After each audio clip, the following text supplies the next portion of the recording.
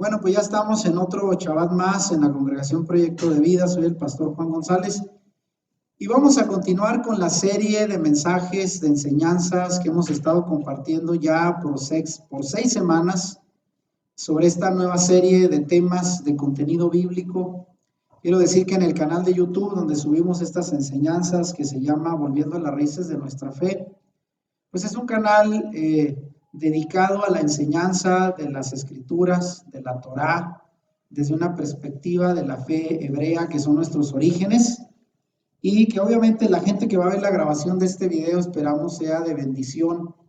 Nos toma horas preparar estos temas, lo hacemos con mucho gusto para compartir la enseñanza de la palabra para aquellos que tienen hambre de conocer la Escritura. Como en su momento muchos de nosotros estuvimos confiados de que lo que creíamos era pues la verdad absoluta, y sabíamos que la verdad absoluta solamente el Señor la tiene. Nosotros cada vez aprendemos, cometemos errores, somos humanos, pero el Señor, quien conoce todo, da a conocer su palabra.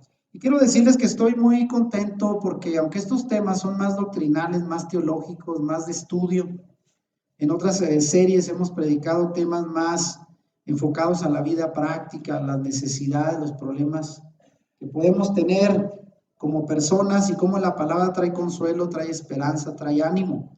Pero estos mensajes son más reflexivos. Sin embargo, considero que es importante también porque la fe tiene que ser reflexionada.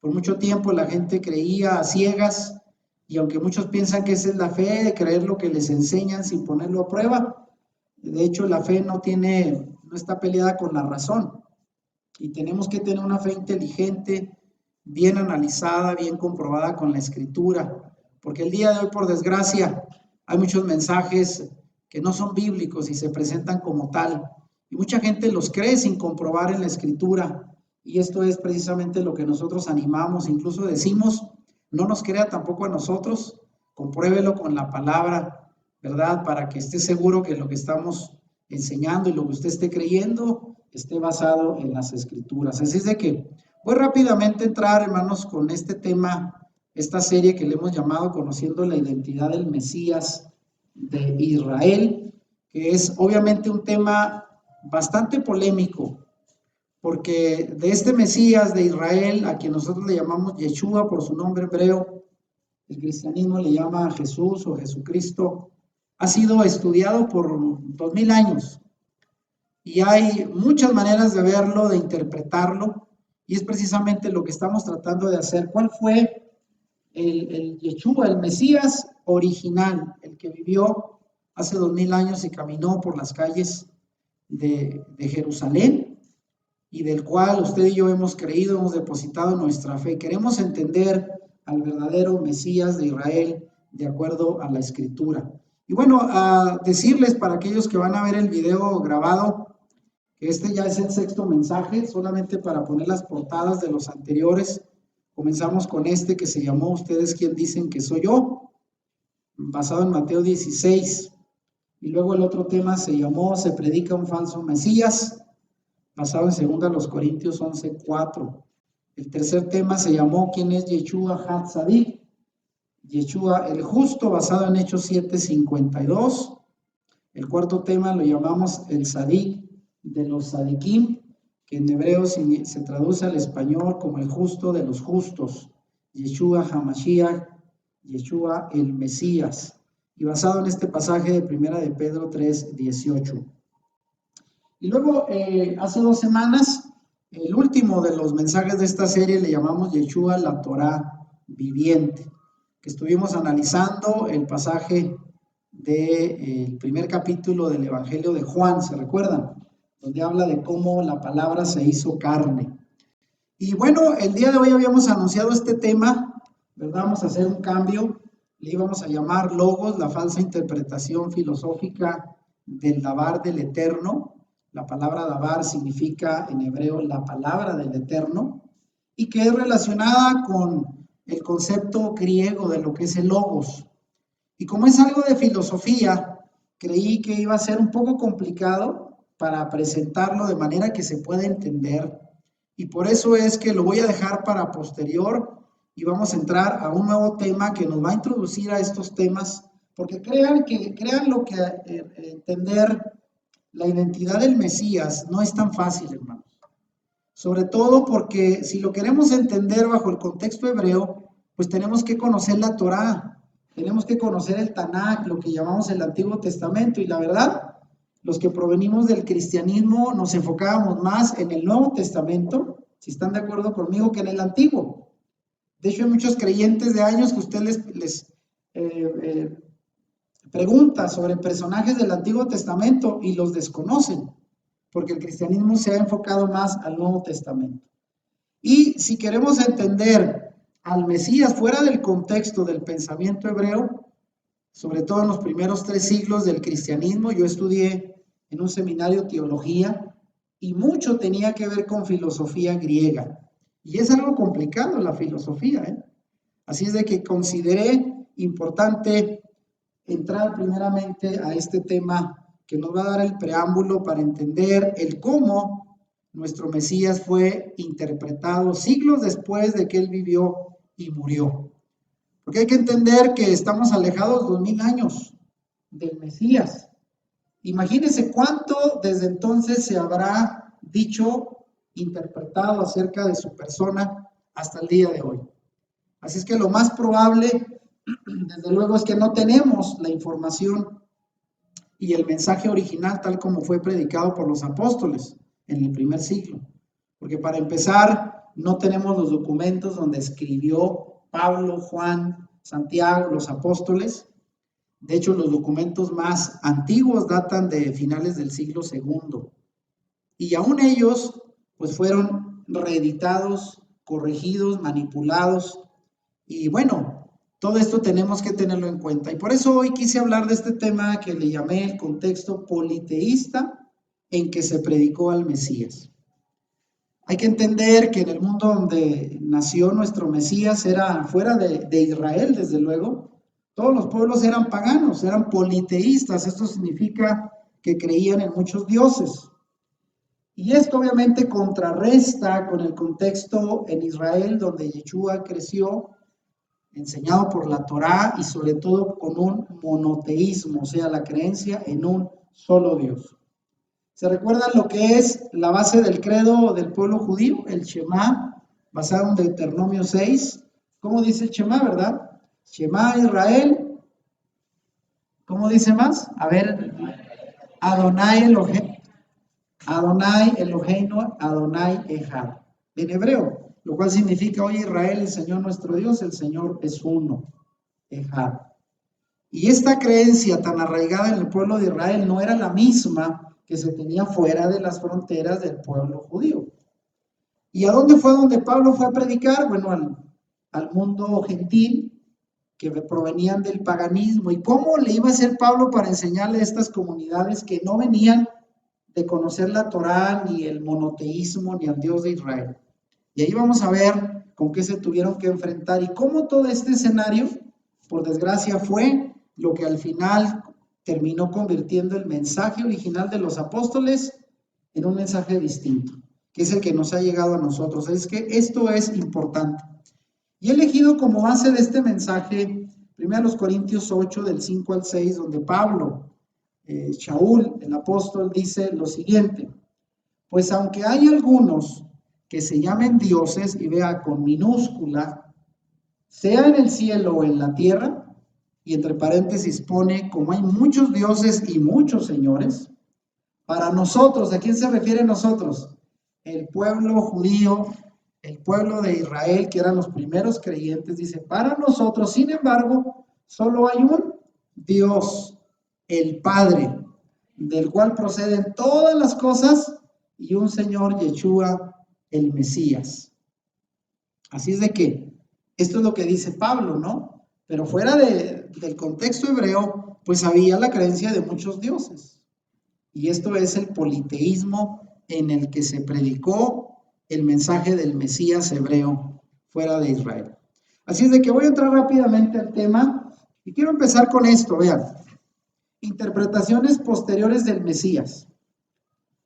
Hoy es sabido por la ciencia bíblica y el estudio de la historia y sobre todo el descubrimiento de la arqueología y la filología. La filología es el estudio, el escrutinio de documentos antiguos. Hay gente que se dedica a investigar y a cotejar documentos antiguos, donde fue escrito no solo la Biblia, sino documentos que fueron del mismo tiempo de la escritura y revelan lo que en aquel tiempo se creía y lo que en aquel tiempo se pensaba. Entonces, hablando de arqueología, acabo de ver un video que les recomiendo del canal del Bacari, en donde entran a un lugar donde se cree fue el primer templo, antes del templo judío, el templo de Melquisedec, donde Abraham llegó con aquel hombre que era juez, que era sacerdote, y dio sus diezmos y lo bendijo. Ahí estuvo Abraham, y hay ya antecedentes de las ruinas de aquellos lugares 3,800 años atrás. Qué maravilloso, ¿eh? Lo que hoy se está descubriendo hoy. Definitivamente al más escéptico ya no le queda pretexto para creer, para decir que la escritura es un mito, porque la misma arqueología y la ciencia está comprobando todos los días de que es verdad. Ahora, hoy es sabido por todas estas ciencias bíblicas e históricas que mucho de lo que se cree hoy acerca del Mesías se debe a interpretaciones muy posteriores a su vida. Porque obviamente Yeshua vivió, no escribió nada. Fueron los discípulos de él los que escribieron sobre su vida como testigos primeros de haber vivido y conocido al Mesías. Pero hay que entender que aún esas enseñanzas de los discípulos posteriormente fueron reinterpretadas por futuras generaciones y desde ahí todo se fue cambiando el mensaje, de manera que el mensaje que ha llegado hasta hoy, sobre todo dentro del cristianismo, no es un mensaje totalmente certero. Sobre todo porque las interpretaciones hechas fuera de un contexto del pensamiento judío en comunidades gentiles, ya fuera de lo que era Israel, cambió mucho, porque ellos, lo vamos a ver ahorita, pensaban distinto a como pensaban los judíos. Y eso hay que entenderlo. Hay que saber que nuestra fe, nuestras creencias están muy influidas por el contexto social, cultural, filosófico en el cual hemos crecido. Entonces, todo esto lo vamos a comprobar y como introducción aquí lo menciono. Fíjese, al acercarse a libros tan antiguos como es el Tanaj, que sabemos que es la escritura hebrea, lo que nosotros llamamos el Antiguo Testamento, se debe de hacer con una mente hebrea, porque el documento en sí fue escrito en hebreo y por hebreos, ¿verdad? De manera que no es fácil ir y quererlo interpretar y sobre todo con nuestro pensamiento occidental. Y esto lo hemos enfatizado ya mucho. Y sobre todo es necesario interpretarlo bajo el debido contexto de la época también. Porque hablar del pueblo hebreo, del pueblo de Israel, pues durante casi 4,000 años de existencia que tienen, pues ha cambiado mucho con el tiempo. Y siempre digo que los judíos actuales también nada tienen que ver, sobre todo de ciertas líneas como el judaísmo ortodoxo, que es un judaísmo apegado a las tradiciones rabínicas, diferencia mucho del judaísmo de la época de Yeshua, que le hemos llamado la época del segundo templo. El templo que fue construido por el rey Herodes, que fue donde Yeshua estuvo ahí en ese templo. Ya que en el mundo grecorromano la mentalidad era inclinada al paganismo y al politeísmo. Esa era la gran diferencia. En Israel, monoteístas y no eran paganos. Ellos respetaban la ley, pues, la Torá, los mandamientos recibidos por Moisés. Y con esa mentalidad, vean, con la mentalidad del paganismo politeísta, fue muy fácil distorsionar el mensaje original de los discípulos, que eran judíos. Entonces, por eso ya entendemos cómo fue tan fácil que el mensaje fuera cambiando de mano en mano, de boca en boca, generaciones posteriores que llegaron a la fe, que ya no provenían del mundo judío, sino de la cultura griega y romana, pues ellos habían crecido, nacido e inculcándosele a ellos el paganismo politeísta. Así es de que esto lo debemos de aclarar. Ahora, en este trasfondo que yo le llamo pagano, y debo decir que el pagano no es una ofensa, ¿eh? Alguien dirá, ay, ¿por qué le dices pagano a alguien que cree en otras divinidades? Bueno, porque es el término que se ha utilizado, pero más que ofensivo, describe a una persona que tiene costumbres fuera de lo que el pueblo de Israel creía, ¿verdad? La vida del Mesías judío fue interpretada con ideas místicas, paganizadas, que llevaron a creencias distorsionadas. Así como dentro del propio judaísmo hubo muchos personajes, fíjense bien, considerados mesías, también dentro de las tradiciones y mitos paganos había historias muy parecidas a las del Mesías, visto como un Dios bajado del cielo que resucita de entre los muertos. Para aquellos que piensan que la historia de Yeshua, visto como un profeta que vino de Dios y que resucitó de los muertos para no morir, es una historia única en el mundo, se equivocan porque dentro del paganismo también hay historias de personajes que hicieron lo mismo que Yeshua, bueno, según dentro de sus creencias y mitos. Así es de que en aquel tiempo Yeshua no era el único, incluso dentro del judaísmo, durante los años antes y después de Yeshua, hubo al menos cerca de 40 o 50 mesías que se levantaron en Israel. Así es que era difícil poder reconocer cuál era el Mesías verdadero. Entre tantas creencias, era complicado tanto en el mundo judío como fuera del judaísmo. Los paganos, y me refiero, ¿verdad?, a creyentes que provenían de otra cultura fuera de Israel, tenían creencias arraigadas de que sus dioses podían bajar al mundo terrenal e interpretaban fácilmente a cualquier persona con virtudes especiales como proveniente de una relación entre una mujer y un dios. ¿A qué le suena eso? Incluido el nacimiento virginal. O sea, fuera del judaísmo, había creencias de que hombres podían nacer entre la relación de un dios y una mujer virgen. Y a esto se les llamaba seres divinos, o sea, se les atribuía el carácter de dioses, parte Dios y parte hombres, y por lo tanto se debían de adorar. Ya se están dando una idea de a dónde va esto, ¿no? En el paganismo existían estas creencias, y solo como ejemplo, en el mundo pagano un ser humano podía ser declarado un dios, y como ejemplo de ello fue Rómulo. ¿Han oído de Rómulo? Sí, Rómulo y Remo, ¿verdad? Dos hermanitos, dos gemelos, de los cuales, según la historia, se dice que fundaron la ciudad de Roma. Y se dice que Rómulo nació de una virgen, producto de una relación con un dios, y fue considerado un ser divino. Vean, historias como estas hay muchas dentro de la tradición del mundo pagano de aquella época. Y fíjense bien, hablando de esto, Rómulo, además de nacer de una virgen y un dios, fue llevado por un torbellino al lugar de los dioses y desapareció. O sea, ascendió al lugar de los dioses. Y fue declarado posteriormente por Roma como el dios Quirino.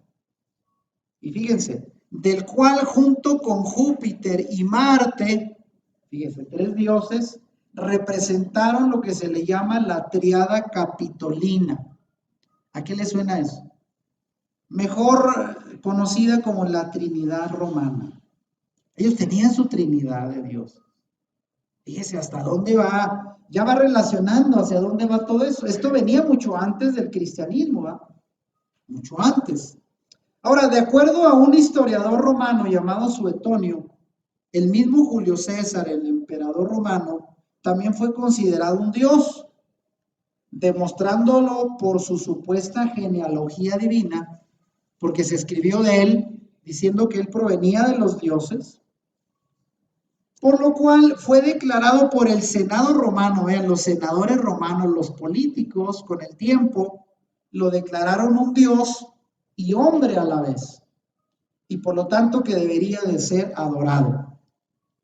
Entonces vean, los senadores romanos ponían y declaraban dioses, ellos tenían este atributo, ¿verdad? Y así lo hicieron con Julio César, el emperador romano.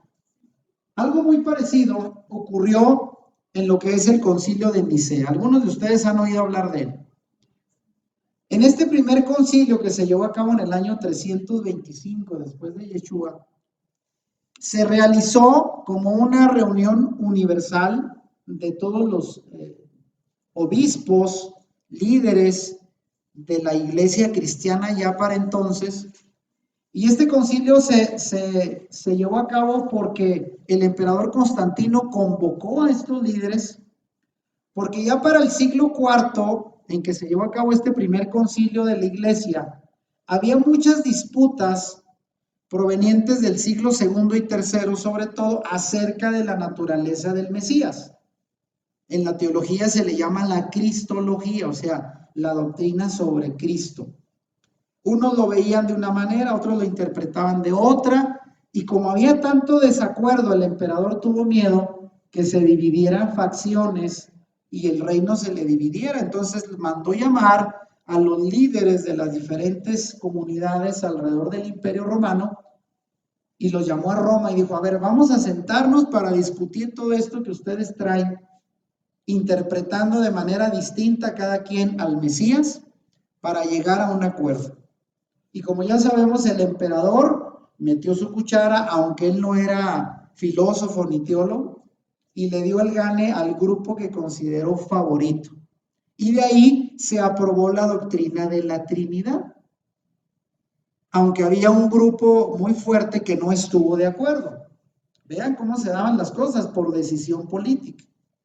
Mientras unos, más apegados al pensamiento hebreo original, seguirían creyendo en un Yeshua judío con una vocación mesiánica y creyente en un único Dios, pero siendo un hombre.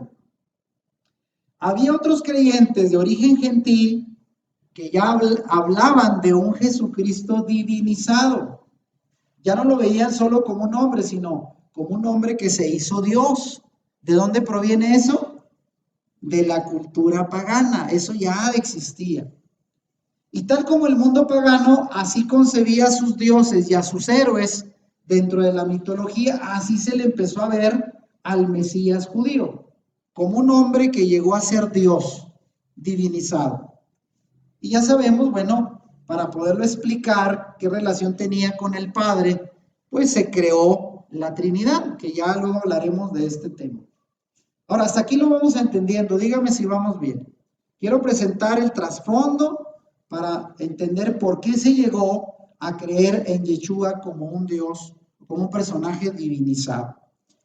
La mentalidad politeísta, que ya existía desde luego antes de Yeshua y en el tiempo de Yeshua, provenía mucho antes de Roma, de las culturas griegas, de la cultura egipcia que ya hemos hablado, tenían a sus dioses, de lo cual en el tema pasado hablamos, también tenían su Trinidad, ¿verdad? En Egipto. En Babilonia no se diga, donde viene también otra triada de dioses. Casi en todas las culturas había una trinidad de dioses. Esto ya lo sabemos, ¿eh? Hoy se comprueba y no solo por la historia, por la ciencia misma. Y de todas estas tendencias paganas surge el culto al emperador, quien es visto como un dios. ¿Se recuerdan ustedes que en el primer siglo y sobre todo en las cartas de Pablo, en el Apocalipsis sobre todo, se habla de la persecución de los creyentes porque ellos no se sometían al culto del emperador? Una manera de probar si usted era un creyente en Yeshua era pedirle que hiciera una confesión donde adorara y reconociera al emperador romano como un dios. Y si usted decía, para mí no hay un señor más que Yeshua, tú eres de los seguidores, vámonos a la cárcel, o algunos hasta los mataban, ¿eh? Solo por no confesar al emperador como un dios. Ahora, la mejor forma de entender el paganismo que hay detrás del catolicismo que hoy conocemos, y espero que esto no ofenda a mucha gente, porque estamos entrando en un tema complicado, pero está demostrado, no es una crítica personal, la historia lo está comprobando. Y de sus doctrinas no bíblicas es entender cómo el paganismo divinizaba a los hombres lo cual hicieron los obispos católicos no judíos en el concilio de Nicea con Yeshua. Lo convirtieron en un dios. Y bueno, yo ya había dicho en otro tema que el día de hoy, aún dentro de los grupos de raíces hebreas, cristianos no se diga, negar que Yeshua sea idéntico con el Padre es una herejía. Pero yo estoy en esa postura y eso no demerita para nada a Yeshua como Mesías, y lo vamos a estar demostrando en los próximos temas. Pero hasta aquí solamente decir que la mejor forma de entender el paganismo que hubo detrás de la fe católica, que ya era clara para el siglo IV en el concilio de Nicea, y todas las doctrinas que después se desprendieron de esto, se debió a que los obispos entendieron a Yeshua en base a la mentalidad griega paganizada, no en base a la mentalidad hebrea. Esto es claro. Es comprobado por la arqueología moderna de cómo en todo Roma hay monumentos y templos dedicados a los emperadores divinizados, a los cuales, sobre todo en su cumpleaños, escuche esto, se le rendían grandes ofrendas en el día de su cumpleaños. ¿Sabía usted que en la cultura hebrea no se celebran cumpleaños? ¿Verdad? Eso lo sabemos. Fuera de la cultura hebrea sí hay cumpleaños. Y obviamente los romanos divinizaban a sus emperadores y les festejaban el día de su cumpleaños con grandes ofrendas, porque si eran dioses tenían que complacerlos para que su ira no se desatara con el pueblo. Así eran las creencias, ¿eh? Hay que rendir ofrenda a los dioses para que no se enojen, nos den agua, nos den que la tierra produzca, que todo funcione bien. No queremos provocar su ira. Por lo que se entiende, fíjense de dónde viene esto. Ahora se entiende cómo con los años, en el siglo IV sobre todo, la iglesia que ya había divinizado a Yeshua, ahora establecen una fecha para celebrar su nacimiento, su cumpleaños, el 25 de diciembre, y adorarlo como Dios. Entonces, ¿eso a qué se parece? A lo que hacían con los emperadores romanos, festejar el cumpleaños. Entonces tenía que haber una fecha para Happy Birthday a Yeshua. Y como los judíos no celebraban cumpleaños, pues ellos lo inventaron, y eso ya lo entendemos en la Navidad. Y todo esto para demostrar, o al menos comparar y competir, su superioridad como Mesías, e incluso competir con el mismo Dios Sol al cual los romanos, los griegos veneraban. Y de ahí se acuerdan que Yeshua aparece con la aureola de rayos de luz detrás de su cabeza en muchas representaciones católicas hasta hoy. Y es que a él se le llama el Dios Invictus, así como el paganismo adoraba al Dios Sol. Ahora el Dios Sol del cristianismo es Yeshua, Jesucristo, mejor dicho, Jesucristo. Y ahí entendemos de dónde proviene esto. Va conectando las cosas, miren. Ahí van saliendo. Ahora, ¿cuál fue la experiencia? Porque quiero entrar con la escritura. La experiencia de Pablo cuando llegó a Atenas. ¿Se acuerda lo que dice el capítulo 17 de los Hechos? Que él se adelantó y llegó a Atenas, y ahí tuvo una experiencia algo especial. El ejemplo de la mentalidad politeísta que prevalecía fuera del entorno de Israel es cuando Pablo llega a Atenas, considerada hasta hoy como cuna de la filosofía. ¿Y qué dice Hechos 17 del 22 al 23? Solo este pasaje. Usted lo puede leer completo en su Biblia. Dice: entonces Pablo, puesto en pie en medio del Areópago, que era un lugar donde se reunían los filósofos a debatir temas de la época de la filosofía, ahí llegó Pablo, y ahí él tomó el estrado para hablar y predicarle a los atenienses, que eran las personas más pensantes, más inteligentes de la época, al menos en materia de filosofía. Y ahí les dijo, fíjense: varones atenienses, en todo observo que sois muy religiosos. O sea, la gente que provenía del paganismo no es que eran ateos, no, al contrario, muy religiosos. ¿Y cómo lo dijo Pablo? ¿Cómo lo entendió? Dice: porque pasando y mirando vuestros santuarios, que eran muchos, hallé también un altar en el cual estaba esta inscripción: al Dios no conocido. Porque hasta el día de hoy se dice que en Atenas había un Dios en cada esquina, en cada avenida.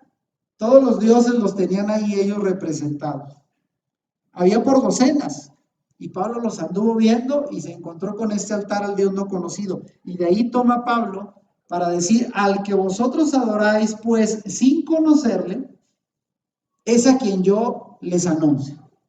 Y les da una disertación en términos de filosofía para presentar a Yeshua como el Mesías proveniente del Dios único y verdadero. Y lo escucharon con atención, porque ellos estaban dispuestos a escuchar cualquier noticia novedosa sobre algún nuevo Dios. Todo fue que al final él dijera que Yeshua había muerto y había resucitado como señal de Dios para confirmar su naturaleza exaltada. Y ahí fue donde algunos se desencantaron, porque algunos de los atenienses no creían en la resurrección de los muertos. Esa es parte de la filosofía. Y de ahí ya cambiaron de opinión. Pero vean, Pablo tuvo esta experiencia de llegar a una ciudad llena de ídolos, llena de dioses, incluido este altar al Dios no conocido. Otro ejemplo de la mentalidad politeísta a la que estamos haciendo referencia es cuando Pablo y Bernabé fueron confundidos con los dioses griegos. ¿Se recuerdan esto? Hechos 14:12 dice: y llamaban a Bernabé después de que hicieron un milagro, ¿se acuerdan? Hicieron una señal en una ciudad de Asia Menor, obviamente estaba compuesta por gente pagana, y cuando vieron que hicieron ese milagro de un cojo que sanaron, fíjense, dice que asombrados, ellos dijeron, y llamaban a Bernabé Júpiter y a Pablo Mercurio. Júpiter y Mercurio, dioses griegos, porque este era el que dirigía la palabra. O sea, Mercurio, que era Pablo, lo identificaron como el dios Mercurio porque era el que predicaba. ¿Y qué fue? ¿Se recuerdan que les quisieron ofrecer un sacrificio? Y ellos se rasgaron la ropa y dijeron: no hagan eso, no somos dioses bajados del cielo, somos hombres. Y este milagro no lo hicimos porque somos dioses, sino denle el crédito al único Dios verdadero, gracias al cual este hombre está sano. Se rehusaron a ser adorados, pero era la costumbre. Cualquier persona que hacía un milagro o alguna virtud especial, tú debes de ser un dios. Y lo creían como tal, así eran las creencias de aquel tiempo. Por ello Pablo tuvo que decir a los hermanos de Corinto, que muchos de ellos eran gentiles, que provenían de esa cultura pagana, politeísta, fíjense bien, y ahí viene el pasaje que leíamos al principio, porque aunque hay algunos que se llamen dioses, y hay muchos, sean en el cielo o en la tierra, como hay muchos dioses y muchos señores, para nosotros, dice él, los que creemos en Yeshua, el pueblo hebreo, judío. Sin embargo, solo hay un solo Dios. Ahí está, la doctrina monoteísta. Y ese Dios es el Padre, del cual proceden todas las cosas, y un Mesías llamado Yeshua. ¿Entiende? Por cierto, aquí no lo relaciona como uno. Dice un Dios el Padre y un Yeshua que es Señor, exaltado. Pero no dice que sea Dios. Entonces tuvo que aclarar Pablo esto a creyentes que venían de una mentalidad donde cualquiera podría ser considerado un Dios. Entonces, en conclusión, para Pablo y todos los judíos, solo había y solo hay hasta la fecha un Dios. Si hay algo que podemos decir que identifica al pueblo del Señor, es la creencia de un solo Dios. Ahora aquí yo pregunto, entonces, ¿cómo podemos ver a Yeshua también como Dios? Ahí empezamos, va a decir, caray, pues si solo hay uno, entonces, ¿y Yeshua? ¿Cómo estamos aquí? Vean, pareciera muy fácil, pero ya cuando uno empieza a entrarle al tema, para empezar dice, bueno, Yeshua fue Dios, dice el cristianismo. ¿Y un Dios puede morir? ¿Dios puede morir? ¿Él murió? ¿O se equivoca la Biblia cuando dice que se murió? ¿Verdad? Fue tentado Y la Biblia dice que Dios no puede ser tentado. Ah, caray. Bueno, esto ya lo vamos a ver con más detalle en otro tema, pero solo para que usted se dé una idea cómo está esto. Aunque sé que es una creencia muy arraigada en el cristianismo, ver a Yeshua como Dios, el único Dios o igual al Dios Todopoderoso. Ahora, es vital reconocer que Pablo no consideró a Yeshua como un ser preexistente. Y es lo que vamos a ver en otros temas más adelante. O sea, no estuvo existiendo desde un principio como algunos creen. Es cierto que en la Biblia habla de la preexistencia, pero como predestinación en el sentido de que estaba ya en la mente y propósito de Dios el Mesías, aunque no había nacido físicamente. Y hay que recordar que también Pablo dice acerca de los creyentes que nosotros fuimos salvos antes de la fundación del mundo. Y alguien dirá, pues, ¿cómo vamos a ser salvos si no nacíamos? Bueno, otra vez la preexistencia desde el pensamiento hebreo es que ya estábamos en los planes del Señor antes de que Él fundara el mundo. Así como Yeshua estaba en la mente del Señor. No sé si lo estamos comprendiendo, espero que sí. Entonces, para Pablo, él no consideró a Yeshua como un ser preexistente, sino como un hombre que por sus méritos de obediencia y después de la resurrección fue exaltado por el Padre como un juez, Mesías e instaurador del reino divino. Y si ya lo dijimos en otra enseñanza, que Yeshua es considerado el Hijo de Dios, pero no a la manera de ser uno con el Padre, sino su representante legal en la tierra. Alguien que el Señor envió como un comisionado, como lo hizo en su tiempo con Moisés, a representarlo con toda la autoridad misma del Padre. Pero vean, ¿por qué es importante verlo así? Porque si alguien ve todavía hoy al día a Yeshua como Dios, pudiera ser fácil, y lo he escuchado en personas decir, pues a él no le costó tanto vivir sin pecado, no fue tan difícil vencer las tentaciones, pues porque era Dios. Y en cambio la gente dice, pero yo que soy humano, pues cada rato la riego y cada rato peco, porque a diferencia de Yeshua, que él era Dios, pues a él no fue tan difícil. Pero otra vez, ahí es donde estamos atorados en una mala interpretación. Entonces, apegado al pensamiento judío, Pablo no veía a Yeshua como un Dios al que rendirle culto, sino solo como el Mesías, Señor exaltado después de la resurrección, debido a sus méritos de obediencia, que lo llevaron a hacerse un lado su propio yo y entregarse como el sacrificio perfecto por nuestros pecados en la cruz. Amén. Eso fue lo que le dio el mérito, Pablo dice, de ser exaltado como Señor y Mesías, pero no habla de un Dios. Ahora, ya entrando en esto, que es el pensamiento judío de Pablo, fíjense bien, los creyentes seguían ofreciendo solo adoración al Dios de Israel. Así está establecido en la Torá. Y por los méritos de Yeshua, quien fue visto como el Mesías que venía a redimir a Israel de los pecados pechá, porque hay diferentes clases de pecados. Y los pecados pechá, según la tradición, según la Torá, son pecados hechos en rebeldía o maldad consciente. O sea, son pecados que hacemos con toda la intención.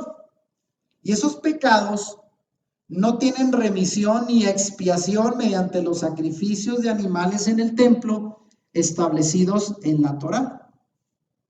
Entonces, no había manera de ser expiados de esa clase de pecados graves, solamente tenía que venir un Mesías, un Redentor, a dar su vida para poder tener la opción de ser perdonados de esa clase de pecados.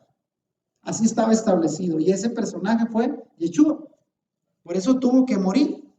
Porque alguien dirá, ¿por qué tuvo que morir el Señor si ya había sacrificios de expiación en el templo, donde los judíos llevaban sus ofrendas de animales para cubrir sus pecados? Porque el Señor tuvo que venir a morir. Porque había esta clase de pecados pechá que no eran expiados por los sacrificios de animales. Ahora, con esta perspectiva, vean, no se violaba el mandamiento de no rendir culto a nadie que no fuera el único Dios verdadero, porque nunca se vio al Hijo de Dios, Yeshua, igual o superior al Padre, ni se le adoró como un Dios, al menos en las primeras comunidades creyentes judías. Vamos bien hasta aquí.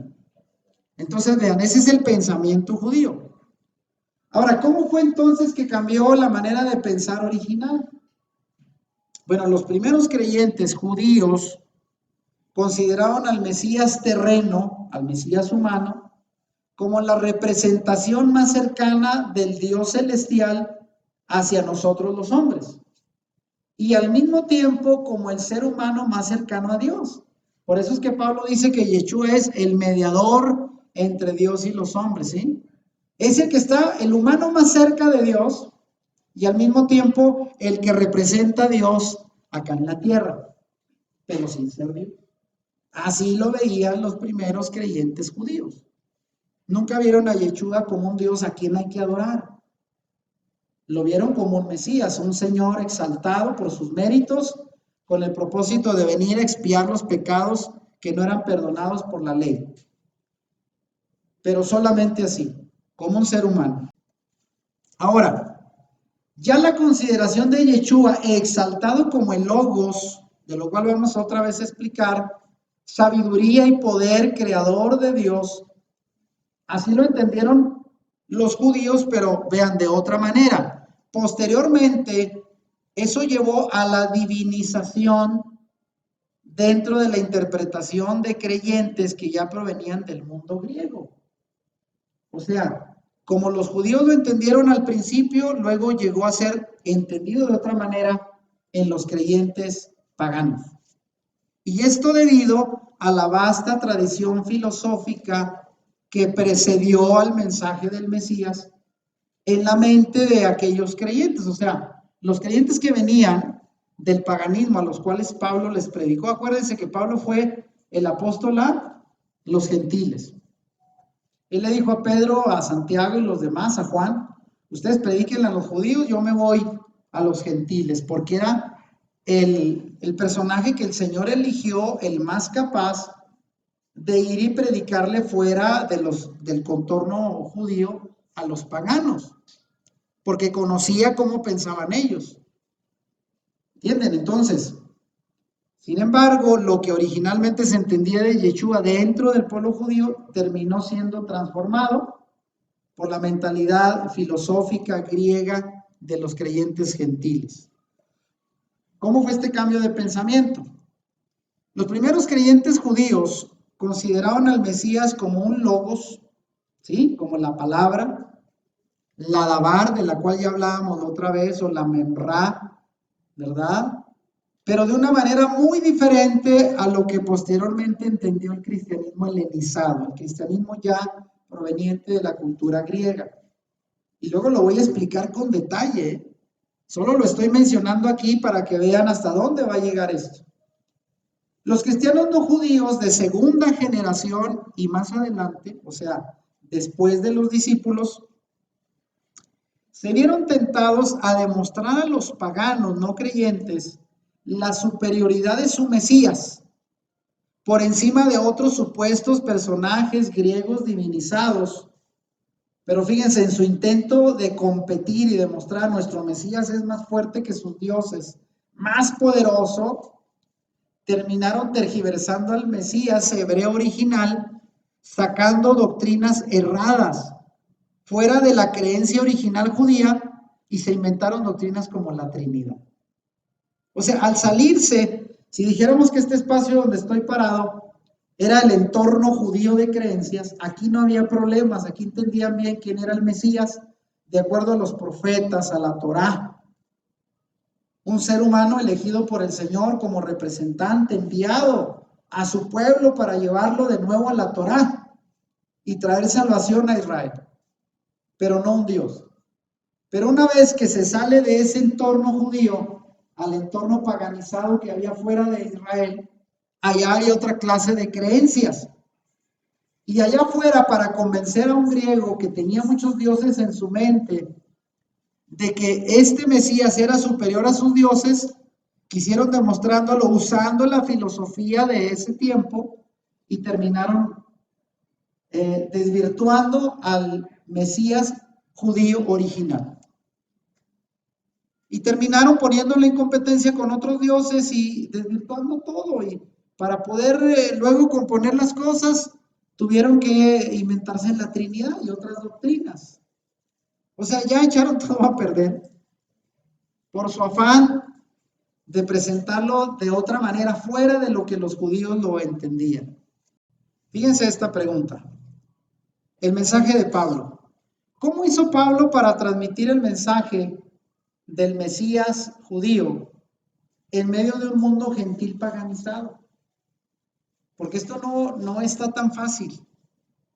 O sea, dentro del judaísmo, cuando él le predicó a los judíos, no era tan difícil. Por eso alguien pregunta, vean, cuando se le predicó a los primeros 3,000 y luego después 5,000 creyentes, en ese mismo día que se les habló del Mesías Yeshua, comprobando que era el anunciado por los profetas como Mesías y Señor, ¿por qué dice la Escritura que en ese momento creyeron y los apóstoles los bautizaron?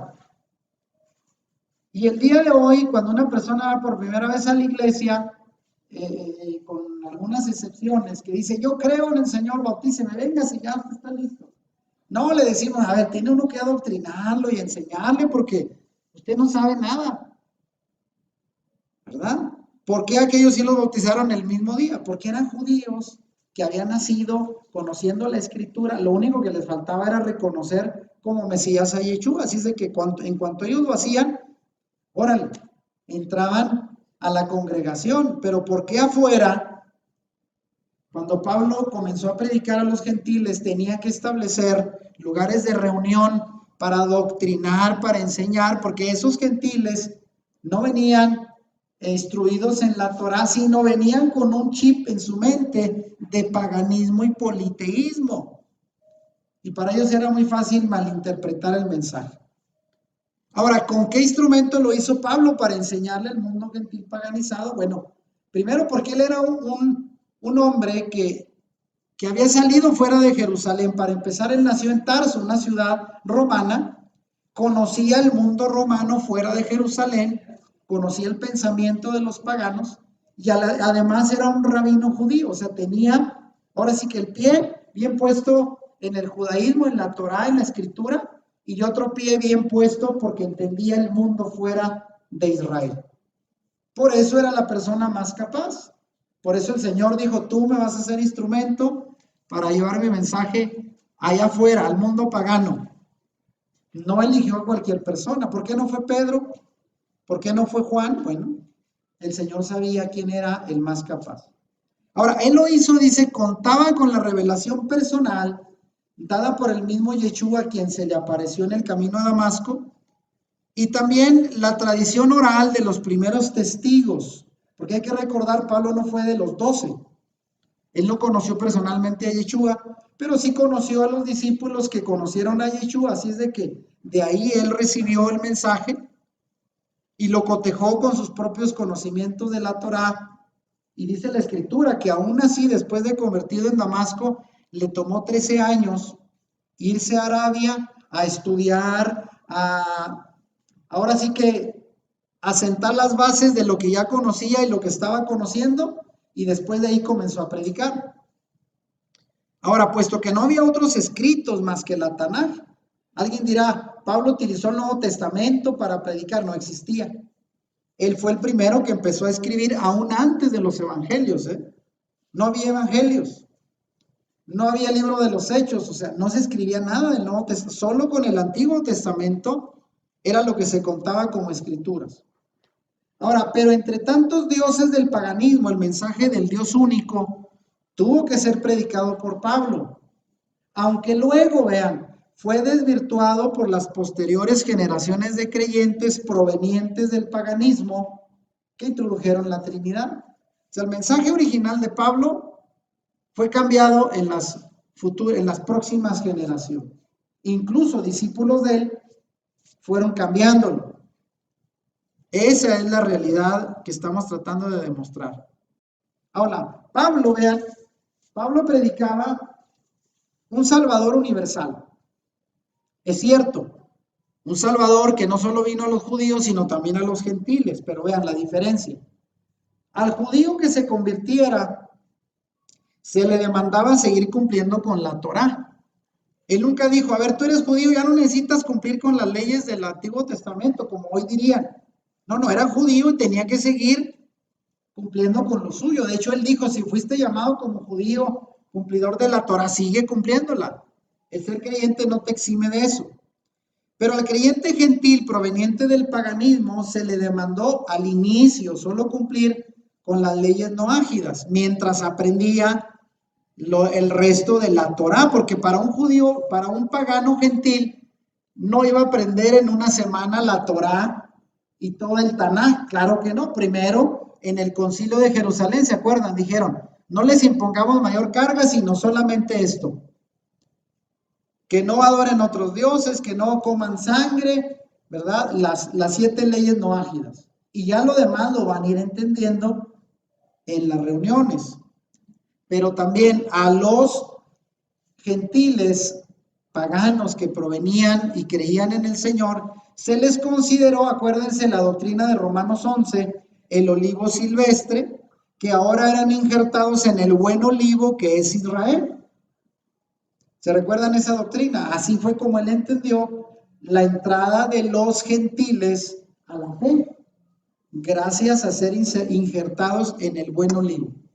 Bien, con el tiempo las cartas paulinas, que fueron las primeras en ser escritas del Nuevo Testamento, fueron reeditadas y posteriormente se pierde el pensamiento original de Pablo, interpretando ahora un Mesías universal divinizado y desjudaizado llamado Jesucristo.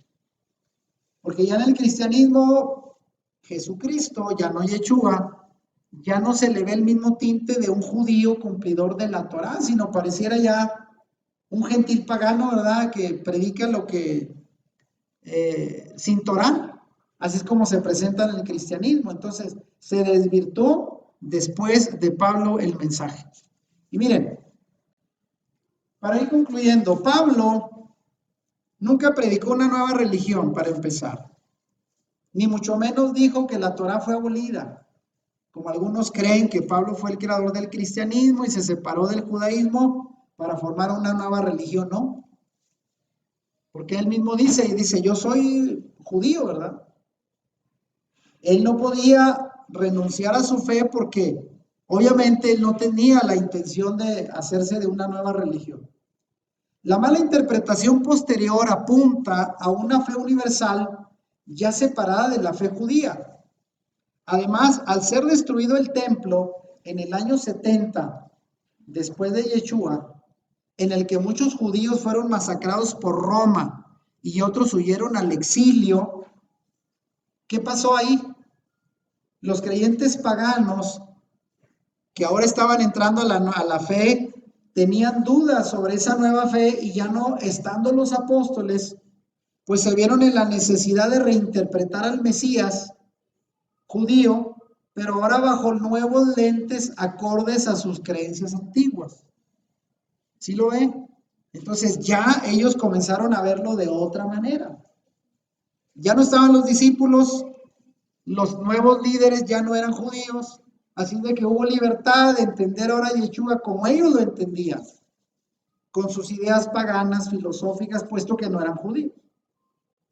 Y fíjese, muy pronto los creyentes de origen pagano vieron la oportunidad de romper con sus orígenes judíos, tomando el control del liderazgo. Para empezar, porque en esos años de guerrillas, de persecución de Roma en contra de los judíos que se rebelaron, por eso Roma destruyó el templo, lo quemó en el año 70.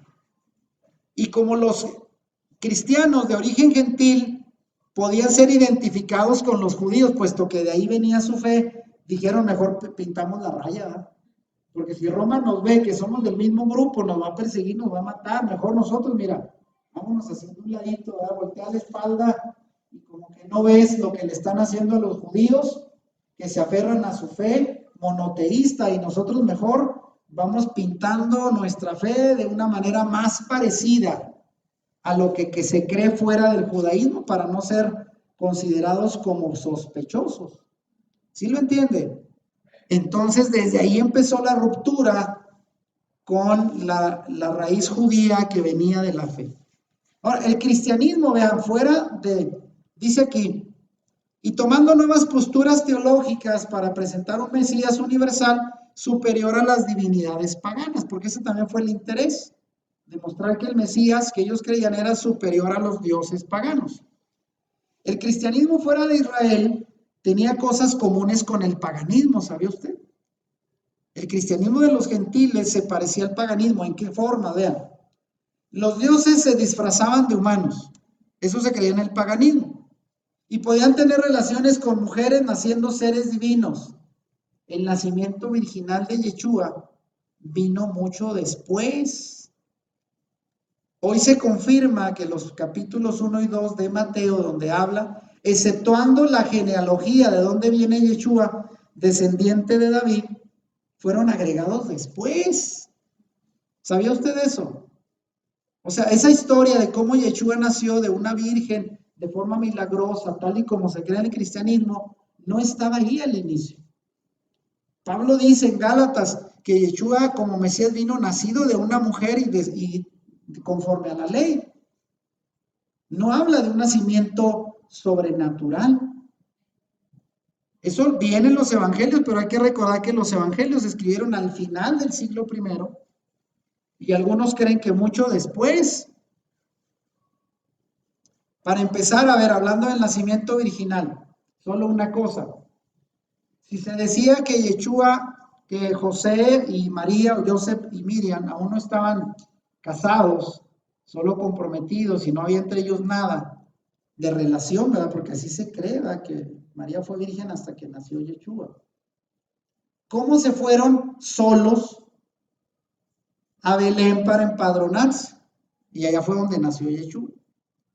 Si usted cree que el día de hoy la gente que es de poquita más de valores, usted dejaría, si fuera la mamá de Miriam, vete con José allá a la Ciudad de México solos, no están casados, ¿qué tiene? No, eso no se podía en el mundo judío. Ya estaban casados y como tal ya había relaciones, o sea, eso de que se mantuvo virgen al final no se entiende dentro del pensamiento judío, no se entiende. Es imposible. Dentro de la cultura gentil, sí. Sí lo entiende. Entonces, vean. Otra cosa. O se divinizaba a hombres como los emperadores romanos y se les rendía culto. Entonces, vean, esto existía en el paganismo y llegó a ser lo mismo en el cristianismo. Ahora entendemos el trasfondo. Y vean, vamos a llegar aquí, hasta aquí. El concepto de Dios, de lo cual vamos a hablar en otro tema, el siguiente tema. Dentro del propio judaísmo de los días de Yeshua, sabemos que había un sinnúmero de interpretaciones sobre Dios provenientes de las diversas escuelas de interpretación judías de la Torá. O sea, no había una sola manera de entender a Dios en el judaísmo del tiempo de Yeshua, porque venía la escuela de los fariseos, los saduceos, los esenios.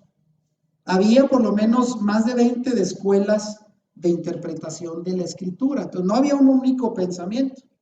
Eso queda claro dentro del judaísmo. Pero de igual manera, el grupo que se impuso en la doctrina de la Trinidad en el Concilio de Nicea en el año 325 era también uno de varios grupos de interpretación sobre el Mesías que existían en el cristianismo. O sea, no había una única manera de interpretar ni en el judaísmo ni en el cristianismo que se separó del judaísmo de lo que era el Mesías. Y por eso de ahí vienen largos debates y discusiones en ambos grupos hasta nuestros días. O sea, hoy en día en el cristianismo, vean, al menos, díganme si algunos conocen, en el cristianismo hay iglesias unicitarias, como se les llama, que creen en un solo Dios, iglesias trinitarias, y no se entienden. ¿Y de dónde viene esa diferencia? Desde aquel tiempo, del siglo II, III. Y dentro del judaísmo también no hay una misma manera de interpretar a Yeshua. La gran mayoría, sobre todo provenientes del judaísmo ortodoxo, rabínico, no aceptan a Yeshua como Mesías. Pero hay judíos mesiánicos que sí lo aceptan. Entonces hay mucha variedad desde entonces. Ahora, lo cierto es que dentro de las sectas del judaísmo llegaron por una línea de pensamiento a la creación del Talmud, que es el Talmud, un documento posterior a Yeshua, como del siglo IV, que está compuesto de puras tradiciones rabínicas. O sea, ellos se desviaron también, debido a que no reconocieron al Mesías Yeshua. El judaísmo desde entonces, que se negó a aceptar a Yeshua como el Mesías, hasta hoy, en las diferentes ramas del judaísmo ortodoxos, hay sefardíes, hay hasídicos, hay una gran rama de judíos, la gran mayoría no aceptan a Yeshua como el Mesías y se extraviaron. Por eso dice la escritura que el Señor les puso una venda por un rato para que no reconocieran al Mesías, para que nosotros tengamos oportunidad. Gracias a Dios. Si ellos lo hubieran aceptado en un inicio, usted y yo no estaríamos aquí. Así tan fácil. Todo tenía un propósito y se desviaron tanto en sus creencias rabínicas que inventaron el Talmud y muchas otras cosas por no reconocer al Mesías Yeshua. Ahora, pero dentro del cristianismo también se falló, llegando a doctrinas paganizadas como la Trinidad por mal interpretar al Mesías hebreo Yeshua, alejados de la Torah. Desde el momento que el cristianismo se alejó de la Torah, se fueron por otro rumbo hasta el día de hoy. ¿Y cuántas creencias que no son bíblicas el cristianismo sostiene hasta hoy? Tanto católicos como evangélicos, un montón. Por negarse a aceptar que la Torah sigue vigente. Fíjese. Ahora, aquí llegamos a la última pregunta con la que cerramos. ¿Cuál fue el legado que los cristianos de origen pagano recibieron de sus antecesores, los creyentes nazarenos judíos de la primera generación? Recuérdese, aunque muchos dicen que la iglesia empezó el día de Pentecostés, la iglesia cristiana se equivoca. Es más, al principio, los primeros seguidores de origen judío de Yeshua no se les llamaba cristianos, como dice según la traducción de Hechos por ahí, que por primera vez en Antioquía, no, dice se les llamaban Nosrim. Y Nosrim viene de una palabra hebrea que son nazarenos, porque Yeshua se creó nazareno, no eran cristianos, eso fue mucho después. Pero ¿cuál fue el legado que los originales creyentes judíos, los apóstoles, la primera generación, le legaron a los creyentes gentiles paganos sobre la fe? Es lo que vamos a ver en otra ocasión. Y con esta última lámina terminamos. El legado judío. Debemos partir de la afirmación de que la única religión de la cual viene el monoteísmo proveniente de la Torah es la fe judía. Eso sí. Porque alguien dirá, bueno, no hay una única religión monoteísta. Bueno, hoy el cristianismo en teoría se considera, ¿verdad? Aunque la Trinidad creo que apagó eso. Pero hoy en día hay musulmanes que creen en un solo Dios.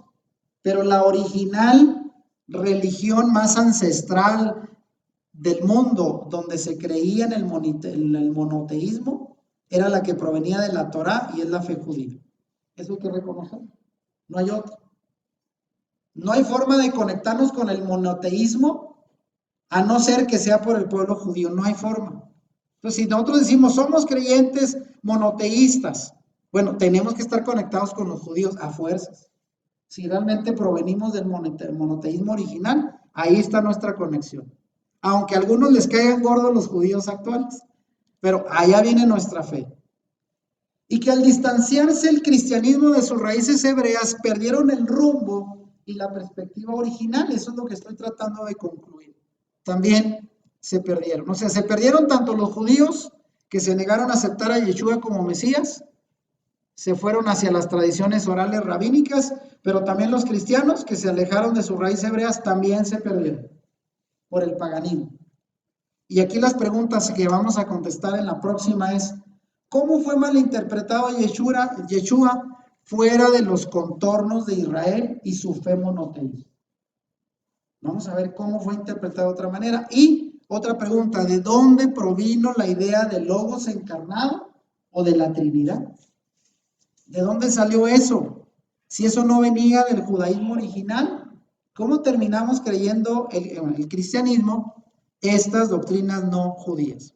Y vean, el siguiente tema que voy a tratar de resumir porque es un mundo, le vamos a llamar el monoteísmo y el Dios de Yeshua. ¿En qué Dios creía Yeshua? Porque si alguien dirá, pues él era Dios, ¿cómo está eso? ¿Creía en él mismo o era alguien distinto? Vamos a ponernos de pie. El monoteísmo y el Dios de Yeshua. ¿En qué clase de Dios creyó él? ¿Qué clase de Dios se entendía en el mundo judío de su época? Todo esto lo vamos a compartir en el próximo tema de reflexión sobre la verdadera identidad del Mesías judío. Si te gustó este video, dale like y compártelo con tus amigos. Suscríbete a nuestro canal si no lo has hecho y activa la campanita para que YouTube te avise cuando subamos nuevos videos. Bendiciones.